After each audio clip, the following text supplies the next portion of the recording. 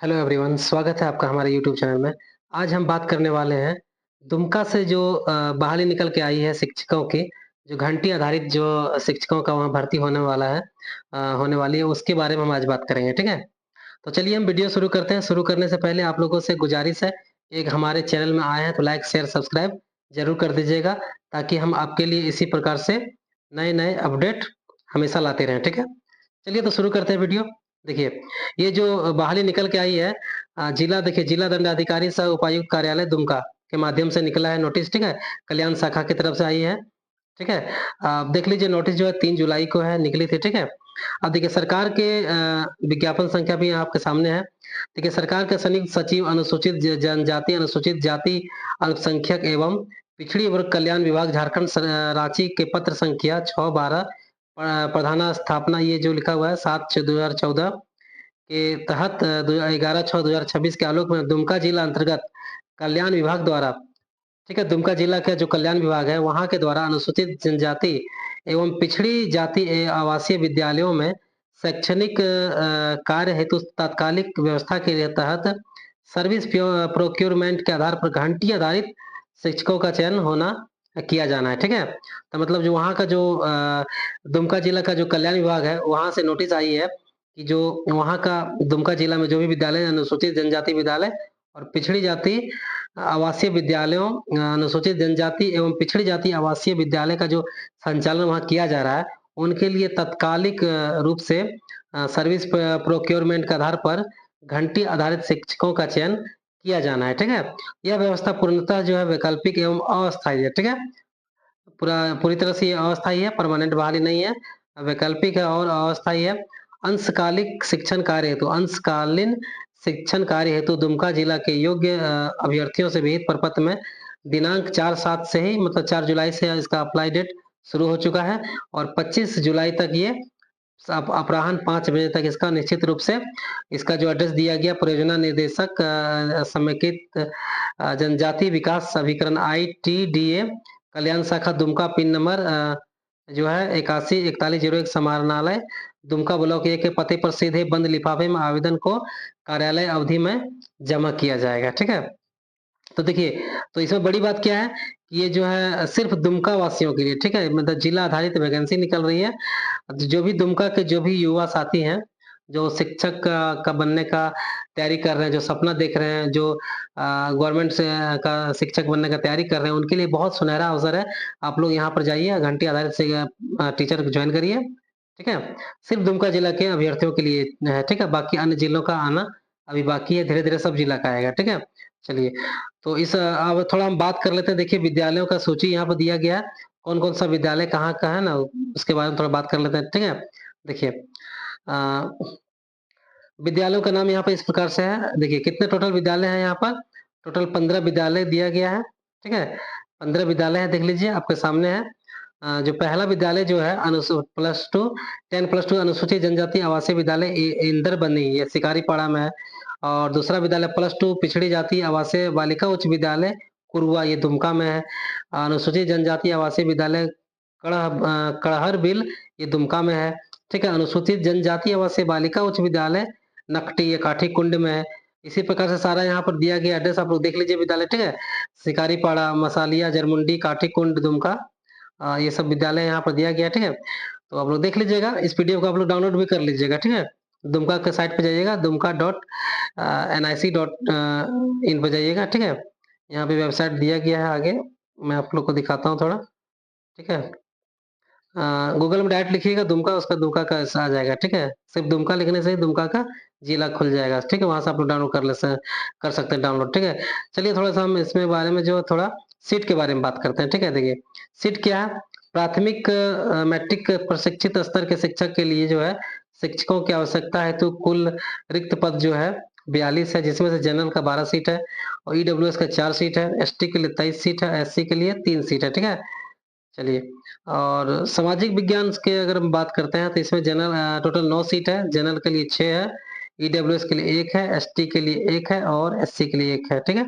और अगर विज्ञान की बात करें तो टोटल 5 सीट है जिसमें से 3 है जनरल के लिए और ईडब्ल्यूएस के लिए सीट नहीं है, ठीक है? 2 है एसटी के लिए। 3 दू 5 सीट हो गया, एससी के लिए 0 सीट है, ठीक है? चलिए संस्कृत बात क अगर हम संस्कृत की बात करते हैं, संस्कृत में भी 5 सीट है, 3 है जनरल के लिए और 2 एसटी के लिए बस, बाकी ईडब्ल्यूएस और एससी के लिए नहीं है, ठीक है? इसी प्रकार से अगर हम अंग्रेजी की बात करते हैं तो अंग्रेजी में 3 सीट है, 2 है जनरल के लिए और एसटी के लिए 1 सीट है, बाकी के लिए ईडब्ल्यूएस और एससी के लिए नहीं है, ठीक है? चलिए अगर गणित की बात करें हम, तो गणित में 2 सीट है, 1 है जनरल के लिए और 1 है एसटी के लिए।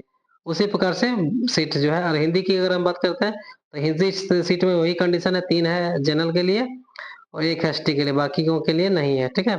चलिए संगीत का शिक्षक यहाँ पर है, तो संगीत का जो शिक्षक है 8 नंबर में, इसके लिए 5 सीट है, जिसमें से 3 है जनरल के लिए, एसटी के लिए 2 सीट है, बाकी ईडब्ल्यूएस और एससी के लिए सीट नहीं है, ठीक है?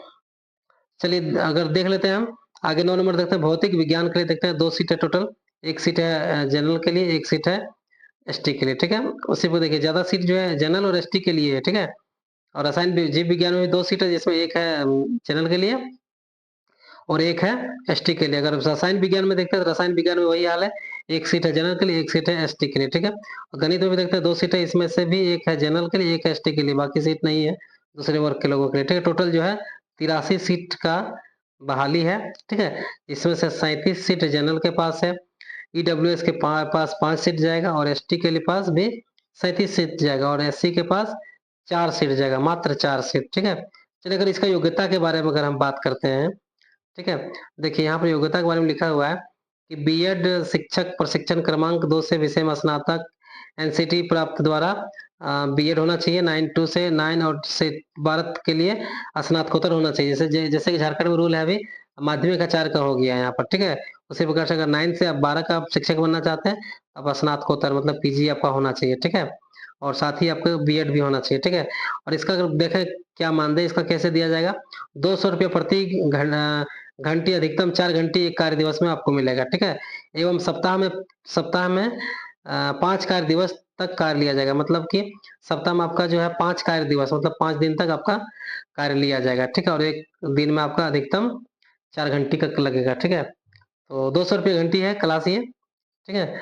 चलिए इसका हम बात कर लेते हैं, कुछ देखते हैं कुछ महत्वपूर्ण सेवा शर्तें जो होती है उसके बारे में भी थोड़ा-सा हम निगाह घुमा लेते हैं, ठीक है? देखिए, शिक्षकों का कार्य इकरारनामा के आधार पर किया जाएगा। इकरारनामा मतलब आपसे एग्रीमेंट के आधार पर किया कर लिया जाएगा, जिसमें संबंधित प्रखंड के मतलब उसी प्रखंड के अभ्यर्थी होने चाहिए। संबंधित प्रखंड के अभ्यर्थियों, स्थानीय भाषा के जानकारों तथा यहाँ आवासीय तथा जहाँ आवासीय विद्यालय संचालित है, वहाँ के स्थानीय अभ्यर्थियों को ही प्राथमिकता दी जाएगी, ठीक है? संबंधित प्रखंड स्तर पर अभ्यर्थी अनुपलब्ध पाए जाने की स्थिति में अगर उस प्रखंड में अगर कैंडिडेट नहीं है, तो जिला स्तर पर उपलब्ध योग्य अभ्यर्थी का चयन किया जाएगा। तो जिला स्तर में जो अभ्यर्थी है, उसका चयन किया जाएगा, ठीक है? और दूसरा नंबर पॉइंट में देखते हैं तो सभी पदों का चयन में झारखंड सरकार के जिला स्तरीय पदों पर सीधी नियुक्ति जिला आरक्षण रोस्टर के प्रावधान का जो उसमें पालन किया जाएगा, ठीक है?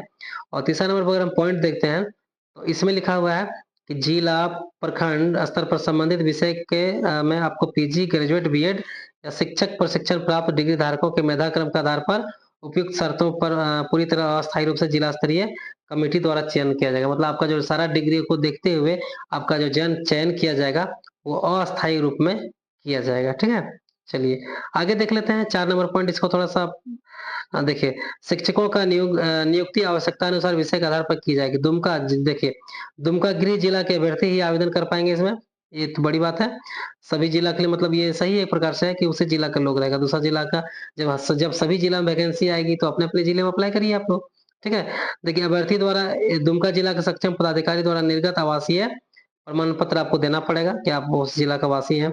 अगर आप एसटी, एससी, ईडब्ल्यूएस वर्ग के अभ्यर्थी को दुमका जिला का सक्षम जो कैंडिडेट है उसको आपको वहाँ का जो अधिकारी के द्वारा निर्गत जाति प्रमाण पत्र आपको देना पड़ेगा, ठीक है? अभ्यर्थी का जो न्यूनतम उम्र 21 वर्ष और अधिकतम 55 वर्ष होनी चाहिए तथा उम्र की गणना 31/5/2026 के आधार पर की जाएगी, ठीक है?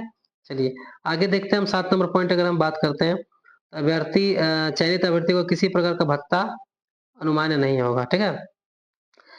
वे किसी अवकाश के हकदार नहीं होंगे, मतलब आपको कोई छुट्टी नहीं मिलेगा। यह पद स्थानांतरणीय नहीं होगा, मतलब आपका ट्रांसफर नहीं हो सकता है, ठीक है? मतलब यह चयनित शिक्षकों को विद्यालय में रहने की सुविधा नहीं दी जाएगी, मतलब आपको विद्यालय में रहने का व्यवस्था नहीं मिलेगा। दैनिक उपस्थिति के आधार पर ही कि आपको किए गए अध्यापन के आलोक में आपका ये भुगतान किया जाएगा, मतलब आपका दिन में कितना घंटे काम लिए हैं, उसके अनुसार आपका भुगतान किया जाएगा, ठीक है? 8 नंबर पॉइंट में आवश्यकतानुसार चयनित शिक्षकों को अधिकतम 6 माह के लिए प्रति घंटे के आधार पर रखा जाएगा। सेवा संतोषप्रद रहने पर आपको जो पहले प्रथम में आपको 6 महीने के लिए रखा जाएगा घंटे के आधार पर, ठीक है? अगर आपका सेवा संतोषप्रद रहने पर अगले 6 माह के लिए विस्तार किया जाएगा आपका, ठीक है? यह सेवा जो है अधिकतम 1 वर्ष के लिए होगा। या विभाग द्वारा संबंधित पदों पर अस्थायी शिक्षकों के नियुक्ति प्रस्थापन किए जाने पर चयनित किए गए सर्विस प्रोक्योरमेंट के आधार पर घंटे आधारित शिक्षकों की नियुक्ति स्वतः समाप्त हो जाएगी। मतलब अगर कोई परमानेंट टीचर आएगा तो आपका बहाली स्वतः समाप्त हो जाएगी, ठीक है? और साथ ही देखिए अब इसमें क्या लिखा, इस पर भविष्य में किसी भी अस्थायीकरण अथवा अन्य प्रकार का दावा नहीं कर सकते, ठीक है ना? आपका स्वीकार किया जाएगा वहाँ पर। साथ ही इकरारनामा में वर्णित शर्तों के उल्लंघन या असंतोषप्रद कार्य के कारण बिना किसी पूर्व सूचना के चयनित शिक्षकों की सेवा तत्काल ही समाप्त कर दी जा सकती है, ठीक है? चलिए, अब आगे देख लेते हैं 2 पॉइंट थोड़ा-सा और इसको पढ़ लेते हैं, क्या लिखा हुआ है? देखिए, आवेदन जो आपको जो फॉर्मेट दिया जाएगा इसमें उसी पर आपको आवेदन करना है जो कि नीचे यहाँ पर दिया गया फॉर्मेट, ठीक है? आपको दिखाने वाले हैं अभी हम कुछ देर में, ठीक है? और दूसरा फॉर्मेट में अगर आप फॉर्म भरते हैं तो आपका फॉर्म रद्द कर दिया जाएगा, स्वीकार नहीं होगा, ठीक है? एक अभ्यर्थी एक ही आवेदन कर सकेंगे। आवेदन हेतु लिफाफा के ऊपर विषय का नाम स्पष्ट रूप से आपको लिखना पड़ेगा, ठीक है? आवेदन प्रपत्र में जो है अंकित सभी शैक्षणिक प्रमाण पत्र के आधार के साथ आधार कार्ड, जाति प्रमाण पत्र, आवासीय प्रमाण पत्र, तकनीकी योग्यता इत्यादि जो भी आपका है सभी का आप सेल्फ अटेस्टेड करके इसमें आपको लगाना पड़ेगा, ठीक है? आवेदन का आपको जो विहित प्रपत्र आपको लेने के लिए dumka.nic.in जो ऊपर आप जाइएगा वेबसाइट पर आपको मिल जाएगा, ठीक है? यहाँ से पीडीएफ आप डाउनलोड कर लीजिएगा, ठीक है? तो चलिए देखिए यहाँ पर आवेदन का ये जो आवेदन फॉर्म यहाँ का फॉर्म का फॉर्मेट दिया गया है यहाँ पर, ठीक है? देखिए फॉर्मेट है अंशकालीन घंटी आधारित शिक्षकों की चयन की नियुक्ति हेतु आवेदन प्रपत्र, ठीक है? ये है आपका यहाँ पर देखिए यहाँ पर रिसेंट फोटोग्राफ चाहिए प्लीज, है ना? क्या लिखा हुआ है? Please paste A recent passport size photograph, ठीक है? और यहाँ पर पंजीकरण संख्या ये शायद ऑफिस यूज होगा, हाँ कार्यालय उपयोग के लिए है ना? यहाँ पर जो है अपना नाम सा जो पोस्ट अप्लाई कर रहे हैं कौन सा सब्जेक्ट, नाम, फादर्स नेम, ये सब सारा आप लोग देख लीजिएगा। और पहले क्या करिएगा फॉर्म को जो है फॉर्म को क्या करिएगा आप लोग भरिएगा कैसे गलती ना हो, इसके लिए पहले एक फॉर्म आप लोग जीरोक्स करा लीजिएगा, ठीक है? एक जीरोक्स करा लीजिएगा, उसको भरिए पहले भर लीजिएगा, उसके बाद जो है फिर इसको भरिएगा। नहीं तो आपके पास अगर एक ही फॉर्म रहा आप भरिएगा तो हो सकता है कहीं न कहीं कुछ गलती हो गया, कहीं कुछ रॉन्ग हो गया मिस्टेक उससे, तो फिर गड़बड़ हो जाएगा, ठीक है? चलिए तो इस पर से देख लीजिए फॉर्म आपके सामने है पूरी तरह से, यहाँ पर आपका सारा जो है क्वालिफ़िकेशन डिटेल जो है, ये सब इसको बड़ा ध्यान सावधानी पूर्वक भरिएगा, ठीक है? वैसे सारा आपका जो कॉलम है उसको सावधानी पूर्वक ही भरना है, ठीक है? एडिशनल क्वालिफ़िकेशन अगर एक्स्ट्रा कुछ आपका क्वालिफ़िकेशन है, तो आप यहाँ दे सकते हैं, ठीक है? और सा लास्ट में आपको घोषणा भी करना है, ठीक है? और यहाँ से आपको साइन भी करना है, आवेदक का हस्ताक्षर भी है यहाँ पे लिखा हुआ है, ठीक है? आपको करना है, ठीक है? तो चलिए मेरे प्यारे साथियों ये था दुमका जिला से निकला हुआ एक बहुत ही महत्वपूर्ण अपडेट जो कि अंशकालीन घंटी आधारित शिक्षकों का चयन जो किया जाना वहाँ पर उससे संबंधित है, ठीक है? तो इसी प्रकार से नए-नए अपडेट पाने के लिए हमारे चैनल को लाइक, शेयर, सब्सक्राइब ज़रूर करें, ठीक है? धन्यवाद, मिलते हैं अगले अपडेट